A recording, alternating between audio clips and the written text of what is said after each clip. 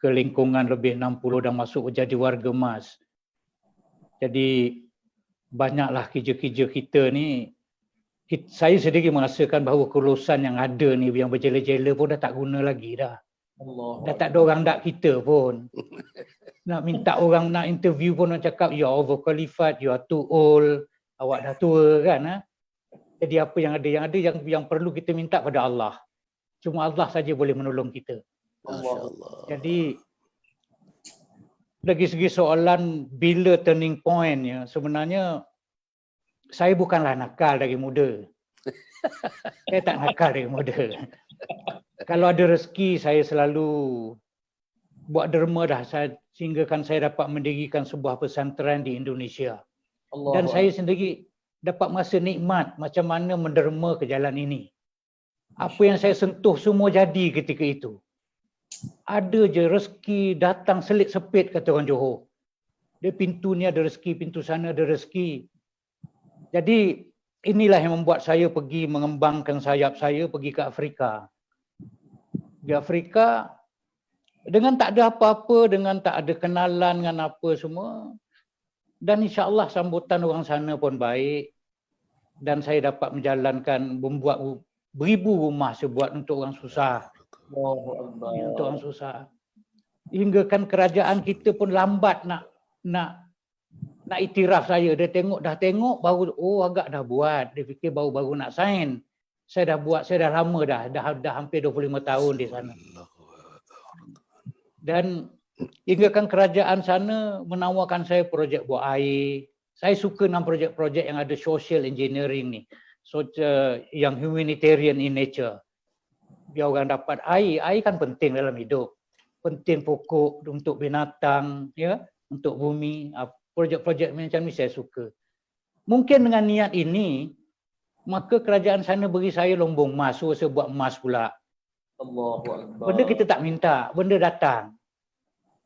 Jadi dah peringkat umur macam ini, saya pun mikirkan siapa lagi tempat kita nak mengadu. Kerja yang kita buat ni orang tak buat. Kita mengadu pada Allah ajalah. Ya. Dan saya memupuk satu sikap cemburu saya pada orang-orang yang rajin pergi ke masjid. Saya cemburu. Saya cemburu pada orang boleh pergi ke masjid waktu subuh. Itu saya cemburu. Orang boleh mengaji Quran dengan apa? Dengan mudah. Itu saya cemburu. Jadi apa saya buat, dan Datuk Dr. Hassan pun tahu, saya duduk di Masjid Al-Ghufran, situ ada hotel. Ada kamar musafir, saya sewa di situ, dan tiap-tiap malam, tiap-tiap pagi saya dapat pergi subuh, tiap-tiap waktu saya dapat pergi masjid. Ini waktu saya di Malaysia. Saya gunakan waktu saya di Malaysia ni dan umur macam ini, saya gunakan supaya saya dapat banyak ke masjid, boleh mengaji. Kalau saya susah, saya jumpa imam, saya bertanya. Dan di situ saya belajar. Kadang-kadang Datuk Hassan pun saya tanya, Tok, macam mana nak menyebut ayat ni, Tok? Ini nak mati kat mana, Tok? Itulah saya punya.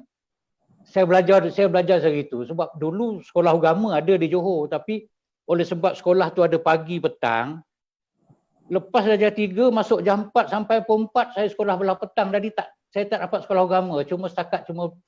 Cuma tahu ayat-ayat mukadam yang untuk dibuat di semayang saja. Itu saja. Tapi banyak salah. Bila jumpa Datuk, saya tanya, Tok, ini tahiyat ni macam mana baca? At-tahiyatul ke, at-tahiyatu ke, yang kami belajar at-tahiyatu, mubarakatu, salah. Semua tu. Tapi bila dah jumpa Datuk Hassan, saya tanya, kata dia, tus tu, kata dia. Jadi, saya belajar situ. Inilah saya belajar cara ini. Saya tidak ada sekolah agama cara formal. Saya belajar di atas kesedaran. Saya cemburu pada orang boleh mengaji Quran. Saya cemburu pada orang boleh pergi masjid setiap waktu. Dan terutama bangun subuh pergi ke masjid sembahyang subuh. Ini saya cemburu. Sehingga, dan kalau boleh saya satu peringkat ni, saya ingin sangat, saya nak memupuk diri saya supaya rindu pada masjid. Allah. Sebab tu saya duduk di masjid. Dan orang semua tak percaya saya duduk di masjid. Saya sewa dah berbulan-bulan dah saya duduk di masjid supaya saya tak lepas daripada masjid. Di Zimbabwe, di Afrika, ialah ada lahan budak-budak Melayu dan kita praktislah, kita berbaik-baik dengan alim-alim ulama di sana.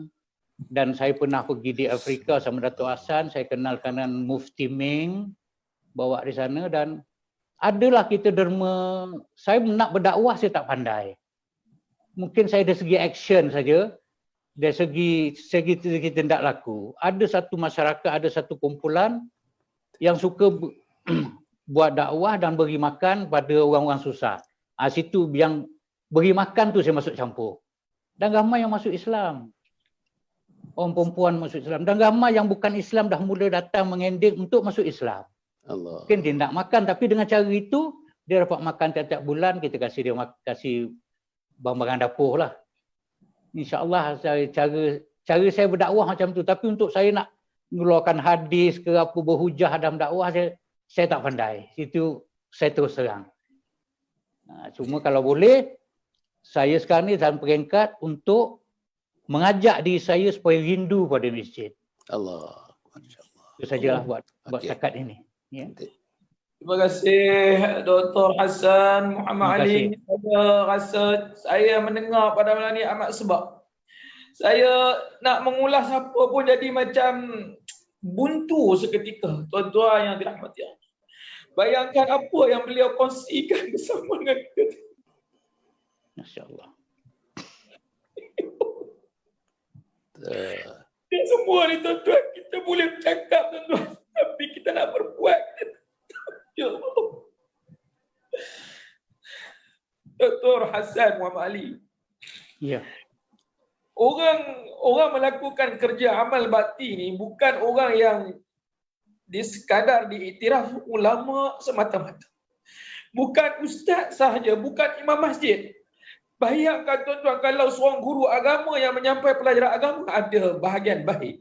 Tapi orang yang jadi engineer, yang buat empangan, yang mereka empangan, yang menyalurkan air, orang yang kerja bahagian elektrikal tu tuan-tuan, mereka memikirkan macam mana dapat menyampaikan kepada masyarakat.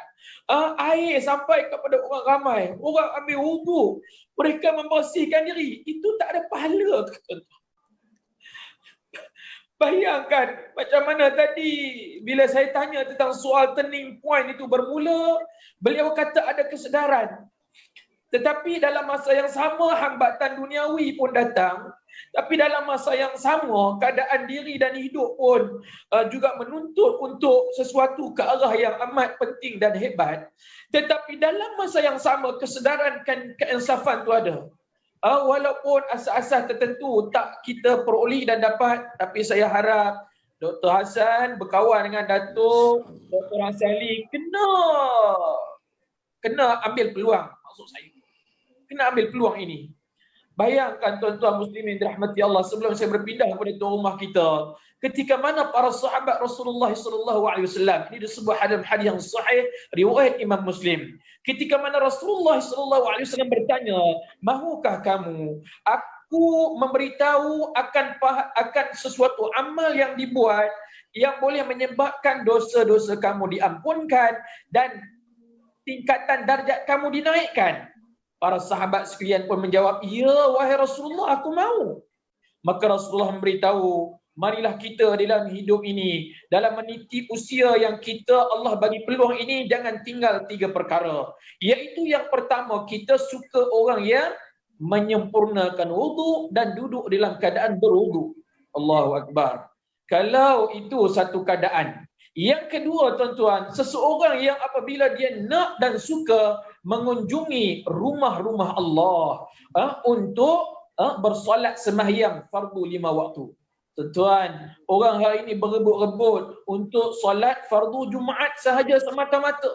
Berkelahi bergaduh dengan ahli dan kuasa, tak dapat tempat dalam keadaan suasana PKP ni tuan-tuan. Tetapi solat fardu 5 waktu, masjid dikhabarkan tak mencapai tahap 1/3 yang dibenarkan ketika mana solat fardu Jumaat, tuan-tuan. Bagaimana Dr. Hassan Ali sampai kata tadi, oh ya Allah, kalau nak fikir nak sewa hotel yang memang kebetulan hotel yang ada dalam Masjid Al-Ghufran tu pun saya tahu, sampai nak fikir nak boleh dapat bahagian ambil solat fardu 5 waktu ini. Oh, ini bau malam ni lah saya dengar tuan-tuan. Yang ketiganya Nabi kata, orang-orang yang apabila dia suka menunggu masuk waktu solat fardu. Contoh yang terutama kalau kita dapat mampu buat, ambillah sekurang-kurangnya waktu maghrib menuju waktu isyak. Kalau waktu-waktu yang lain mungkin agak sukar, tapi waktu itu untuk ruang membaca Al-Quran, berzikrullah, mendengar majlis ilmu dan sebagainya. Nanti pembangunan lah, tapi amalan yang perlu kita buat untuk kita buat lah. Ya. Okey, saya ambil contoh. Saya nak cerita lebih pun benda ni takut menimbulkan seolah saya memuji diri. Tak elok pula. Rezeki dan nikmat yang saya dapat ini hari adalah daripada hasil doa-doa orang yang pernah menjamah rezeki saya. Rezeki yang Allah beri pada saya. Sebab dari muda saya selalu menyumbang. Saya bisnes saya buat, tapi kerja sumbangan saya buat. Macam contoh pesantren di Probolinggo, Surabaya. Saya buat 12 tahun saya menyumbang sikit-sikit. Akhirnya dia jadi. Dia jadi sehingga kawasan tu dipanggil atas nama saya. Wilayah Hasan Ali. Masjid nama mak saya, asrama nama isteri saya, kamar-kamar asrama nama anak saya. Bukan saya minta dia orang kasih. Tapi yang besar, yang banyak dapat nikmatnya saya.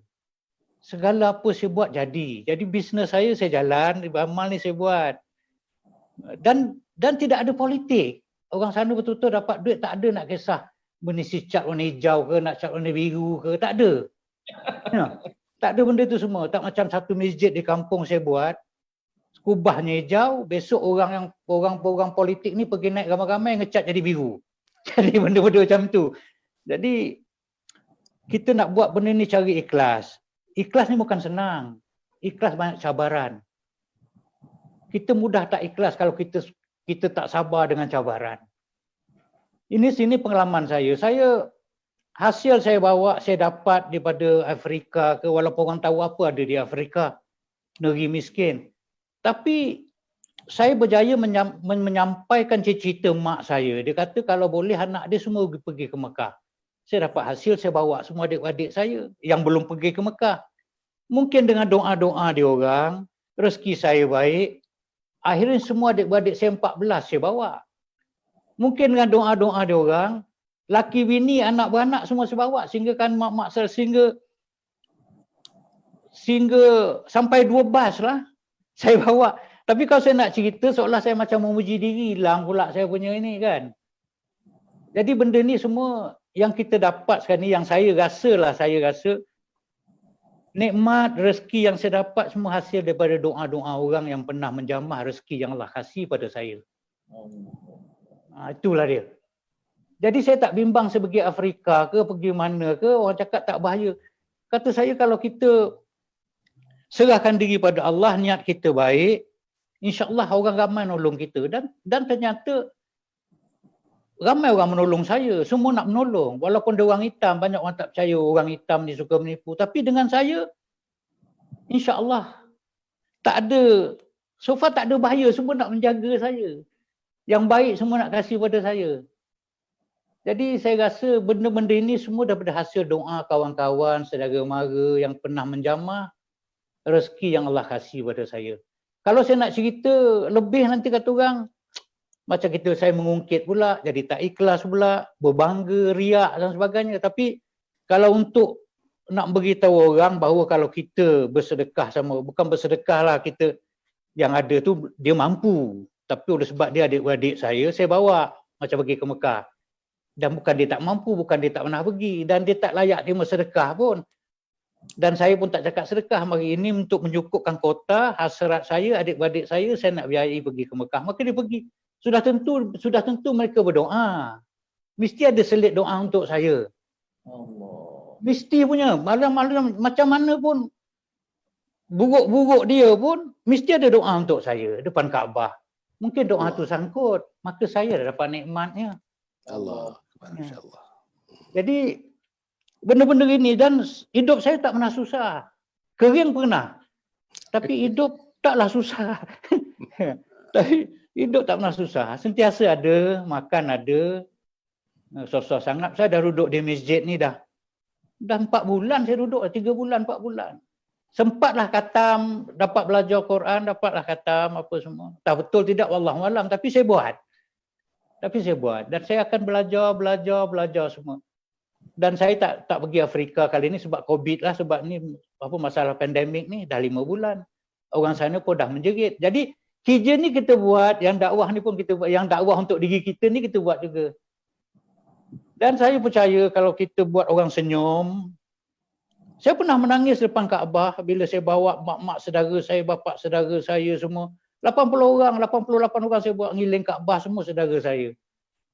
Dan saya percaya kalau dia gembira, saya dapat senyum daripada Allah. Itu saja. Allah Akbar, Masya Allah.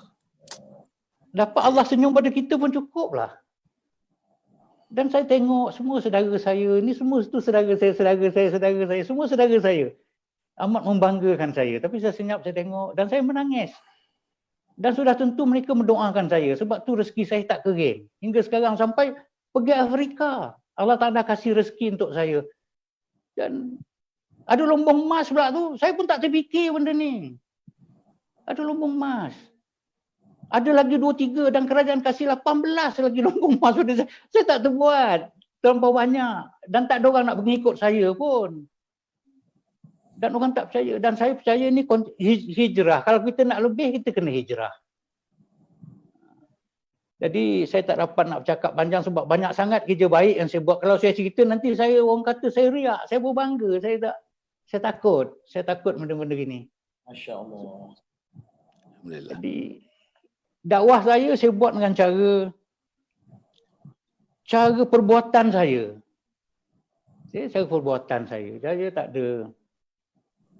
Contoh macam baru ni ada budak, saya pernah ambil orang kampung yang saya fikir dia tak mampu. Yang saya fikir, akal saya fikir orang jual goreng pisang, orang ngait kelapa nio tu, manjat kelapa nio. Saya pergi, saya cari dia orang. Saya buat macam cerita Magnificent Seven. Magnificent Seven. Saya cari orang kampung yang tak mampu. Saya cari, kata, ambil 200-300 ni pergi buat pasport. Buat apa? Saya nak ajak umrah. Terduduk. Yang ada orang yang jual makcik, jual goreng pisang tu, dia terus padam api goreng pisang dia duduk termenung. Orang tanya kenapa mak uda buat ni, kata, aku tak tahu tak apa, aku jalan tak jejak bumi, kata dia. Sebab apa? Hasan ngajak aku pergi umrah, kata dia. Dan berapa tahun kemudian saya duduk di Seri Hatamas tengah minum, ada orang tepuk saya. Saya tak kenal, kata terima kasihlah kau bawa mak saudara aku pergi Mekah. Dia kata siapa mak saudara awak? Benda-benda ni hidup. Benda ni hidup. Dia bukan mati di situ, dia hidup. Allahu Akbar. Jadi itulah saya nak, yang buat saya confident mencari rezeki di bumi Allah ini. Kerana saya banyak buat kerja ya katakan banyak buat kerja baik lah, itulah ceritanya kan. Saya tak dapat nak cari ini, saya banyak buat kerja baik. Saya tak nakal. Walaupun campuran saya luas, saya sekolah Amerika, saya sekolah England, saya tak minum arak setitik pun. Lagi saya memuji diri saya. Jadi susah saya nak bercakap. Jadi kalau benda ni boleh diambil segi positif, saya ucap terima kasih lah. Tapi kalau nak katakan saya riak, saya jauh daripada itu. Saya pun nak cerita apa yang saya buat. Itu saja.